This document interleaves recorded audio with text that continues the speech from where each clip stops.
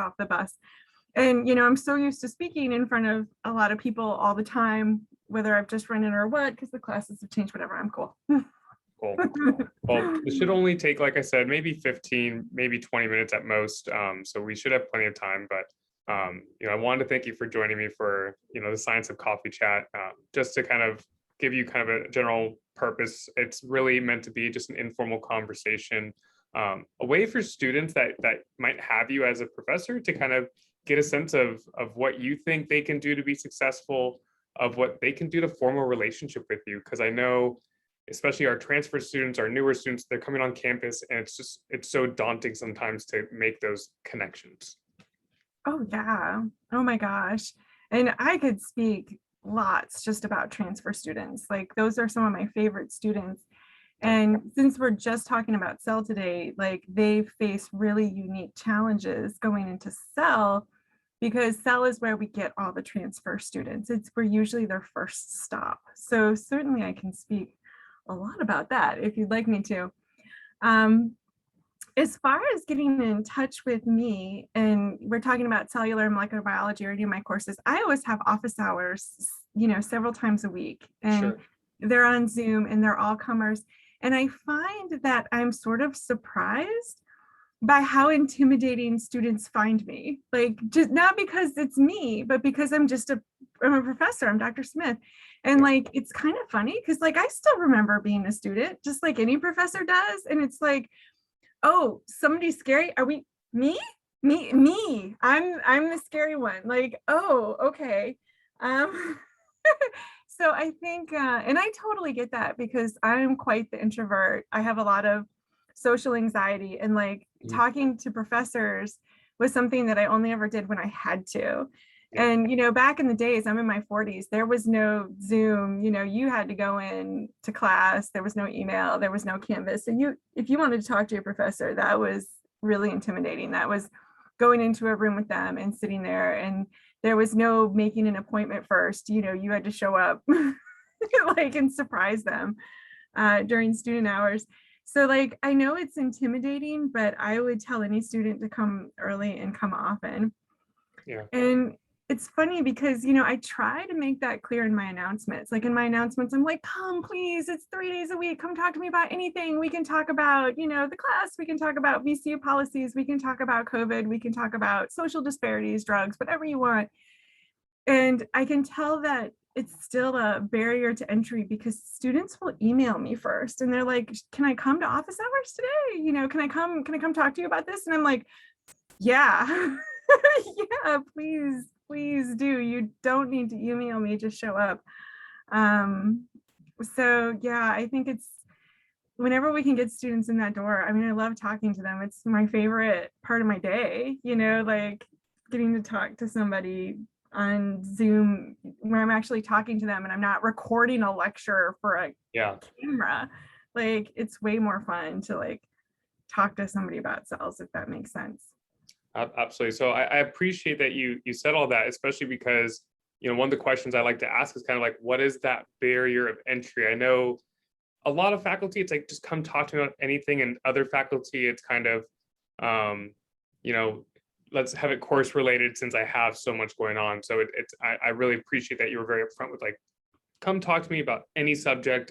I'd rather form a connection with you than not, just in general. So with that being said, considering that you have this big transfer population, and just considering that, me having been a pre-med advisor, I hear all the time about cell bio and how important of a course that is for a lot of students because they tend to take it a lot of times with Orgo 1. Sometimes they take it with Math 200 or Physics 201. What do you see for your students? And is it different for transfer students than our third year continuing students of what they need to do to be successful? So that is a great question. And I'm going to try to compact this one because I feel like I could just like go off the rails and be like, let's talk about that for 40 minutes, I think the first thing to understand about cell, and I think this will be helpful for any of the students, is that cell is what I call the all-comers course. And that's really important to know because I think one of the things that can really help students succeed is just to like talk to other students about what's going on and being like, hey, which classes do you take and which professor, and how did you succeed in that course, and how did you study for it, and like what was on the exam, was it the textbook, was it the lecture, like, you know, like getting all that insider information is really important and really helpful. And I definitely highly recommend students doing that. But Cell is a little different, and it's the one class out of the ones that I teach where sometimes I feel that information can sometimes be hurtful to students when they compare themselves to other students, because it's an all comers. Yeah. So, and what I mean by that is like Bio 300 is cellular microbiology. It's the first one in the core for biology students. So all of our biology majors have to take it. And it should be the first one in their series. But we also have tons of other departments that are coming to take Cell. So we certainly have, you know, HPEC students that are in health and human performance. We have a lot of engineers that are going to go into medical engineering. We have artists, which I think is lovely. These are scientific illustrators, and I've had some of my scientific illustrators go to medical school for scientific illustration. So we have art students. We've got like everybody.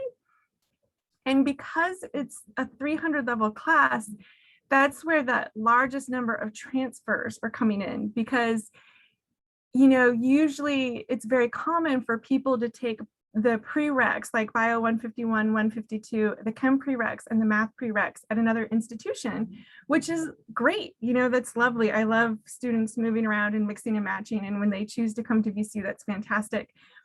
So, but their experience can be really different when they come in to Cell. So there's a really huge range of where students are at. So, you know, on one far extreme would be like the VCU student who took Bio 151 and 152 here, and they, you know, started right after high school. They're completely on track. They went to a, you know, a science magnet high school, and they have got it together.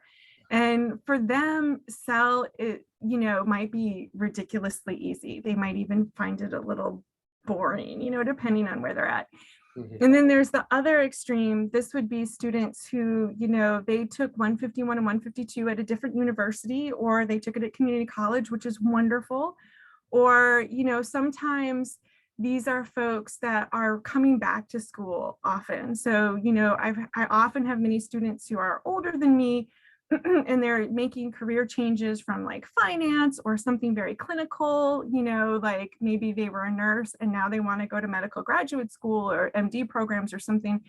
And so everybody's just all over the place, you know, and if it's been a little while since you took Bio 151, and maybe it was at a class, you know, at a community college where maybe there were 30 students and you had homework, you know, all that sort of that experience, then Cell is really different. And like Cell is a really hard lift, you know, because it's a ton of material for one, and it's a lot of personal freedom. So, you know, it's 4 exams, it's 4 quizzes, and it's a ton of material on each one. But, you know, even when we're in person, we don't take attendance. We don't make you to come to class. So if you don't come to class, you don't come to class, or, you know, so I feel like sometimes when students compare head to head what Cell should be for them, that can be a little harmful, because I've actually had students come in to my office hours and say that they were really embarrassed, that they were struggling, they were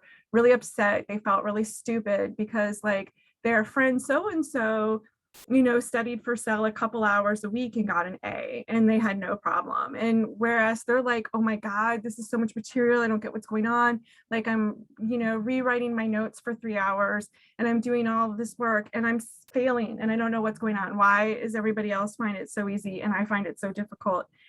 And I feel like usually if we just kind of talk about the background, you know, and how we got here and what your experiences were, like that's where the difference was. It's never ever how smart a student is. Like everybody's totally smart and everybody can totally get Cell.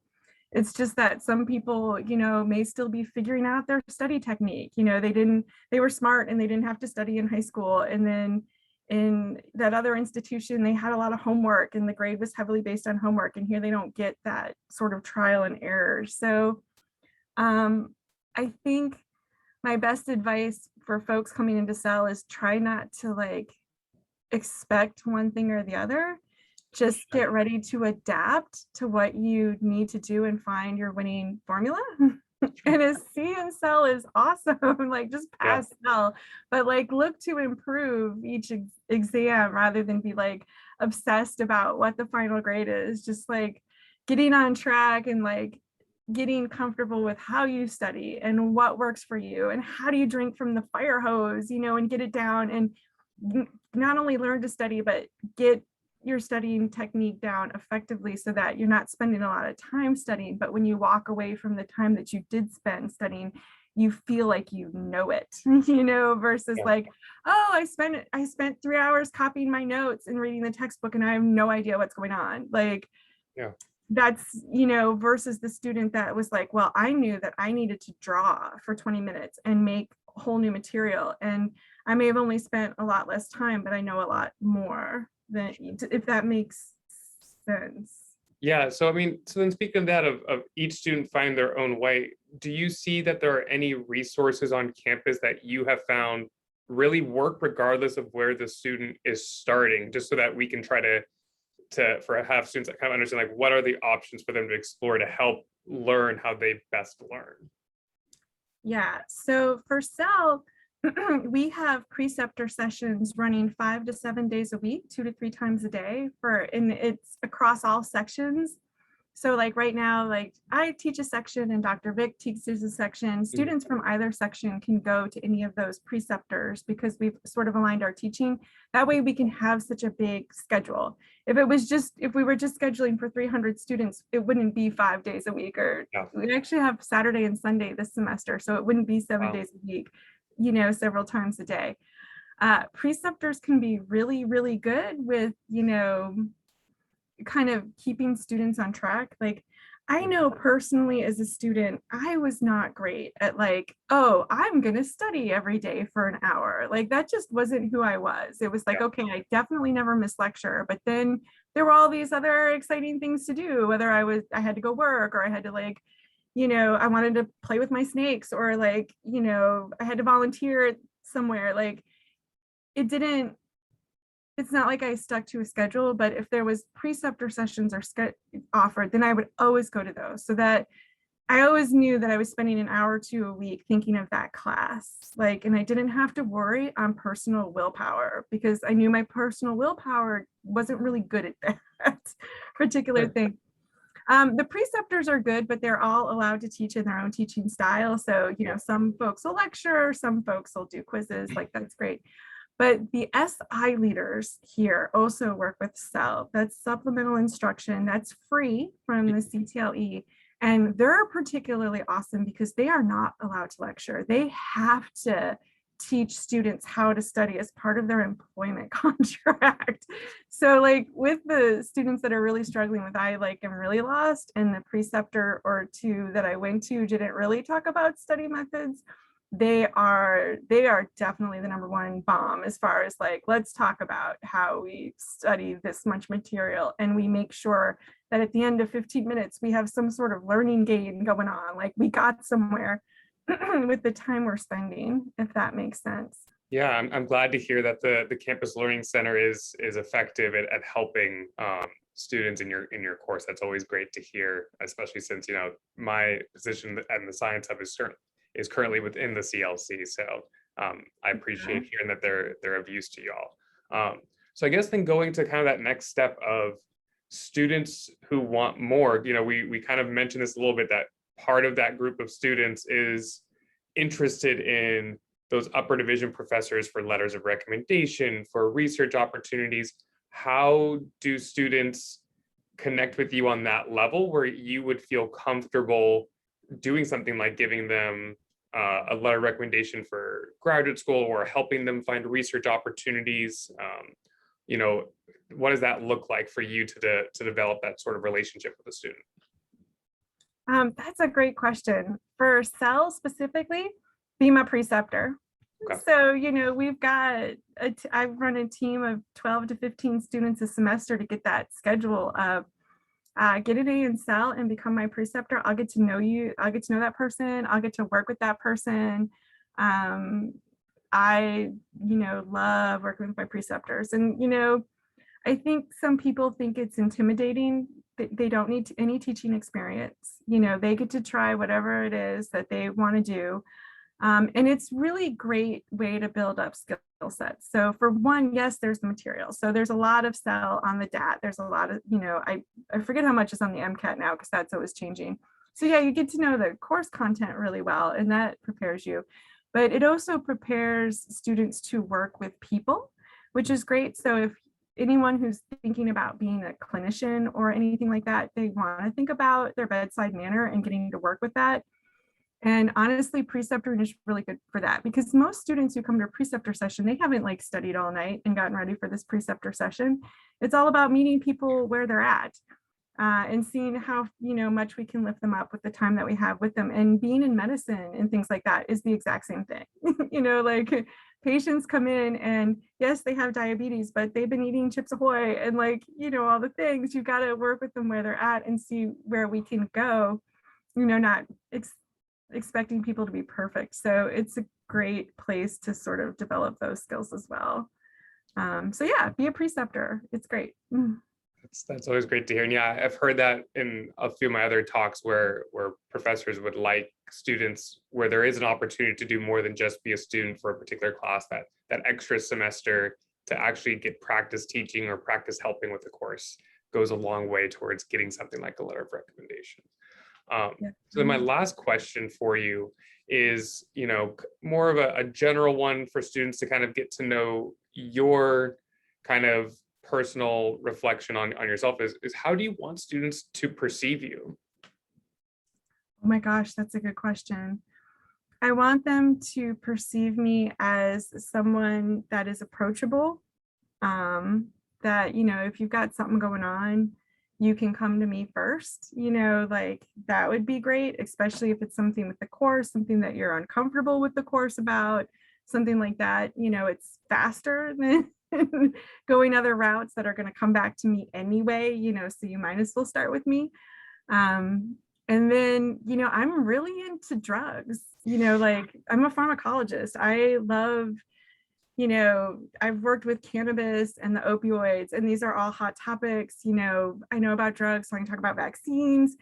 You love tarantulas and spiders and mantises. Like, I don't get to talk about all the things that I love the most in this world at a party, with the general public, like being on campus is great because now I can nerd out about all of these things. And if anybody has questions about my favorite things like cannabis and snakes and toxins and vaccines, like I would love to talk with them because, I enjoy doing that. And like, this is the space where I get to, be myself. So yeah, students should come to office hours and ask me about that stuff because it makes my day, if that makes sense.